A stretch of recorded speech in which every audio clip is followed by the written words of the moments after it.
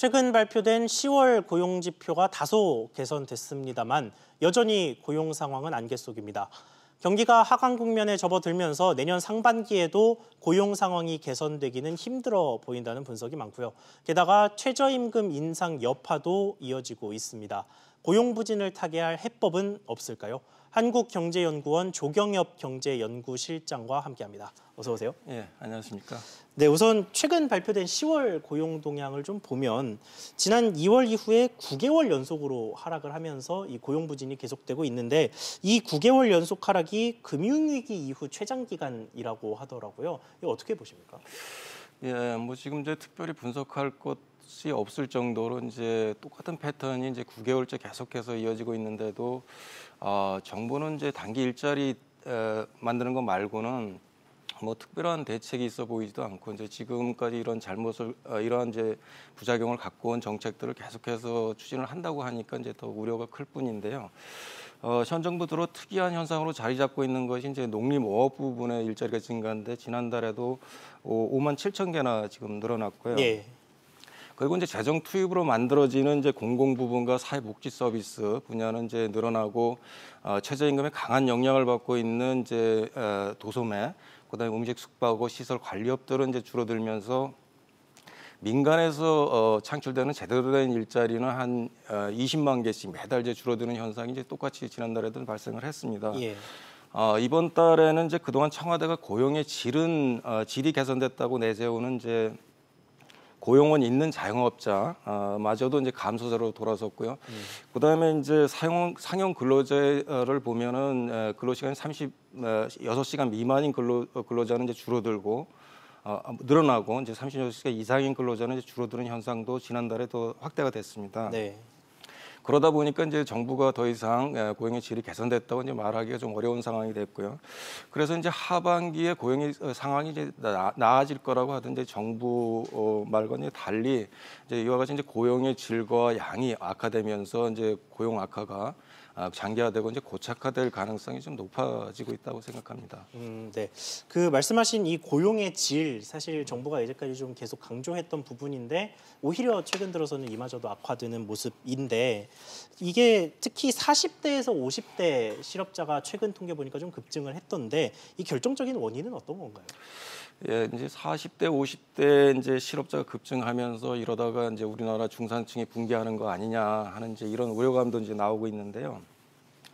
정부는 이제 40, 50대 실업자가 급증한 이유를 이제 생산 가능 인구 감소에서 이제 찾고 있는데 좀 설득력이 좀 떨어져 보입니다. 단지 이제 소득 주도 성장 정책의 부작용을 좀 완화하려고 이제 하는 시도로 보이고 있는데요. 예. 사실 이제 생산 가능 인구 감소가 원인이라면 고용률은 올라가고 이제 실업률은 좀 낮아져야 정상인데. 그렇죠. 지난달에 보면 고용률은 이제 떨어졌고 실업률은 또 오히려 올라갔고 그래서 생산 가능 인구 감소로 설명을 하기가 좀 부족한 측면이 있고요. 현재 우리나라 이제 40대, 50대는 이제 외환위기 때 처음에 이제 사회에 진출한 세대이다 보니까 상대적으로 이제 취약한 직업을 가지고 사회에 이제 첫 발을 내딛던 세대로 이제 보입니다. 그래서 어떤 위기가 닥칠 때마다 구조조정이 대상이 되고 그리고 이제 자영업자로 이제 이렇게 뛰어드는 사람들이 많다 보니까 많은데 이런 상황에서 이제 최저임금이 인상이 되니까 이런 사람들이 이제 직접적인 타격을 받고 실업이 이제 늘어나는 이런 현상이 이제 발생을 하고 있습니다. 그래서 정부가 얘기하듯이 이제 노동 공급 측면에서 문제가 발생하고 있는 게 아니라 최저임금과 같이 그것 아니면 이제 구조조정 이런 걸로 인해서 노동 수요 측면에서 이제 문제가 발생해서 이제 이런 것들이 발생을 한다 이렇게 보고 있습니다. 네, 그 말씀하신 최저임금 관련 이야기 조금 더 해보겠습니다. 이 최근 재직하고 계시는 한국경제연구원에서 최저임금 인상 여파를 분석한 보고서를 발간을 했던데요. 이 최저임금 인상에 따른 고용 혹은 경제의 타격이 얼마나 되는 겁니까? 예, 지금 이번에 이제 환경연회에서 우리나라 이제 소득 분위별 그리고 이제 기업 규모별로 이제 노동 근로 형태를 이제 자세히 반영한 모형을 구축하고 모의 실험한 결과를 발표를 했는데요. 네. 2021년까지 법정 최저임금이 이제 10,000원까지 올라간다면 일자리가 한 47만 6천 개까지 이제 사라지고 소득 재분배는 이제 악화된다 이런 이제 결과를 보여주고 있습니다. 내년에 법정 임금이 이제 8,350원이 되는데 여기에 네. 이제 산입법인이나 주휴 시간을 합해서 계산을 해보면 9,842원이 되고요. 2021년에 10,000원이 되면 이제 실질적인 최저임금은 11,658원으로 이렇게 계산이 됩니다. 이와 같이 최저임금이 인상이 되면 이제 올해 65,000개, 그다음에 2020년에 156,000개, 2021년에는 한 153,000개 돼서 4년간 총 한 476,000개가 이제 사라지는 걸로 분석이 되고 있고요. 그리고 이제 흥미로운 것은 기업 규모가 작을수록 그다음에 소득이 적을수록 이제 계층의 이제 일자리가 더 많이 사라짐으로써 소득 분배와 소득 격차가 이제 확대되는 걸로 이제 나타나고 있습니다. 그리고 만약에 최저임금이 10,000원이 되더라도 주휴 시간을 단계적으로 이렇게 이제 뺀다면 일자리를 한 23만 개 정도 지킬 수 있을 거로 보고 소득 재분배 악화도 상당히 막을 수 있는 거로 이제 분석을 하고 있습니다. 주휴 수당이 나중에 또 크게 논란거리가 될 가능성이 좀 있어 보이네요. 그런데 말씀하신 것 중에 4년간 일자리가 47만 개 정도 줄어든다고 하면 이게 뭐 한 달에 거의 10,000개꼴로 사라진다는 그렇죠. 얘기인데 이 최저임금 여파가 왜 이렇게 큰 건가요?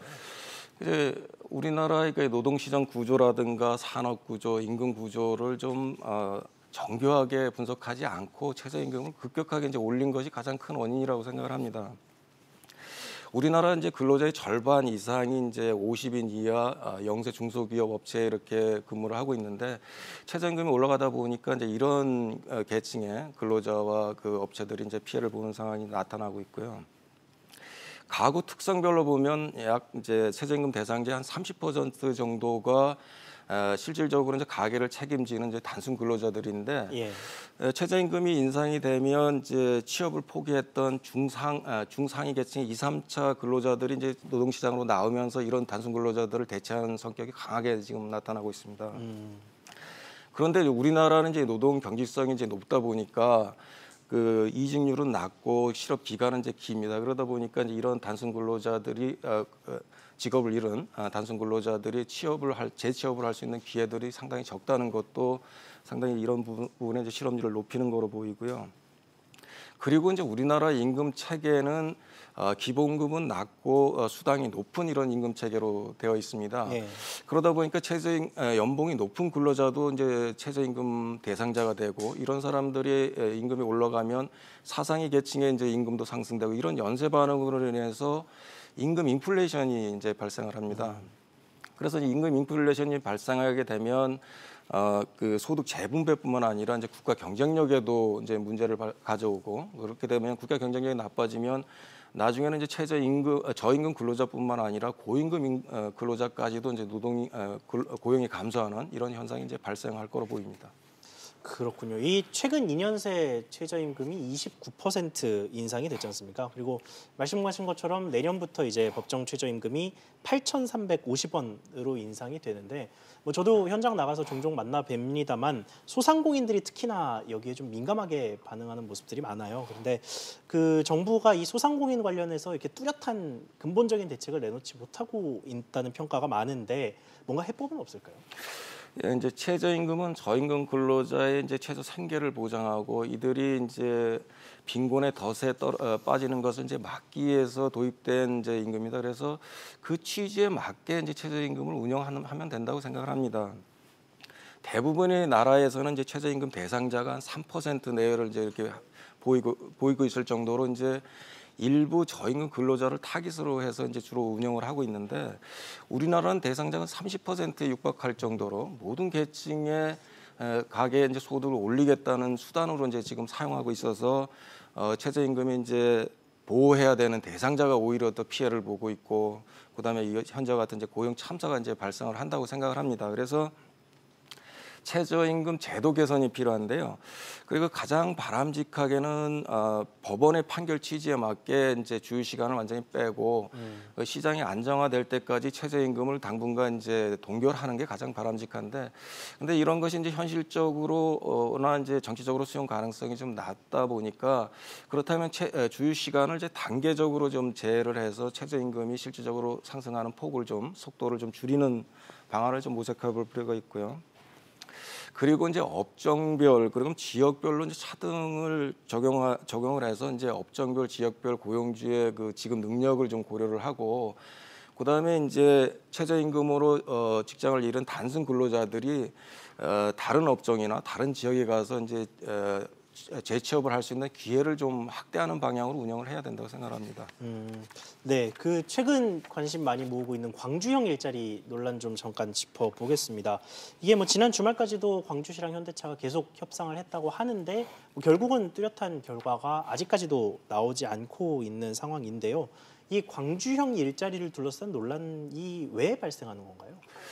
예, 이제 광주시가 이제 지역 노동계의 요구를 받아들여서 원안을 대폭 수정했기 때문에 이제 이런 논란이 발생을 하고 있다고 볼 수가 있습니다. 원안은 이제 주 44시간에 이제 3,500만 원이었지 않습니까? 그런데 예. 이제 주 44시간으로 이제 늘어나면서 4시간에 대해서는 이제 통상 임금의 1.5배 주는 특근 수당을 이제 지불해야 되기 때문에 처음 출발부터 이제 3,500만 원을 넘어서게 되고요.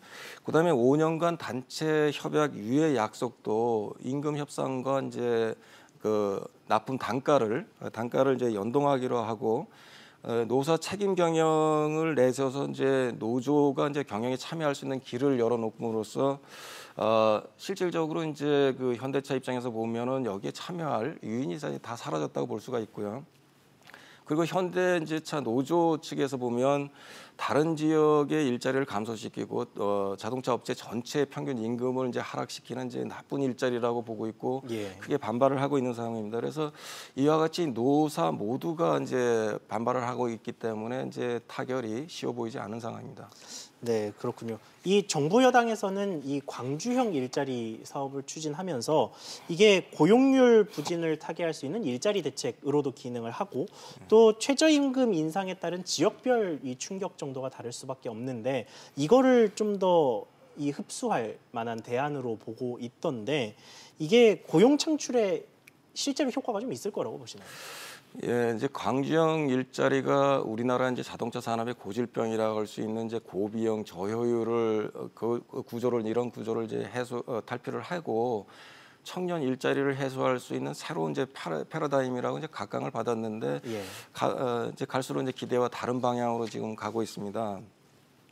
도요타나 이제 폭스바겐보다 우리나라 연봉이 이제 한 1,000만 원이나 높고 생산 시간은 2시간이나 이제 더 걸리는 등 이제 경쟁사에 비해서 생산성이 상당히 떨어지기 때문에 현재 우리나라 자동차 산업이 위기에 직면을 하고 있다고 생각을 하고 있는데요.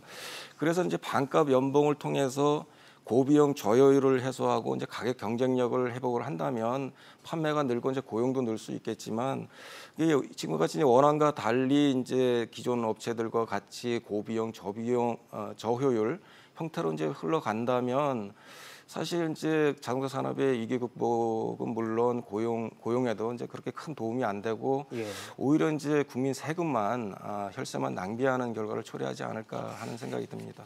예, 알겠습니다. 마지막인데요. 이 고용 위기가 뭐 한두 개 사업만의 문제가 아니고 전체 산업에서 다 공통적으로 나타나고 있는 것 같은데 이게 돌파구는 없을지 마지막으로 종합적으로 한 말씀 부탁드립니다.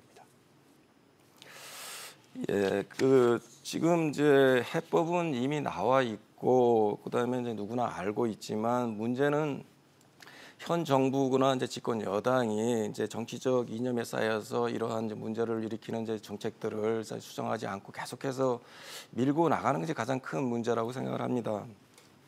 그래서 우선 이제 소득주도 성장 정책을 대폭 수정하거나 여기서 이제 좀 중단을 해야 된다고 생각을 하고 있고요. 네.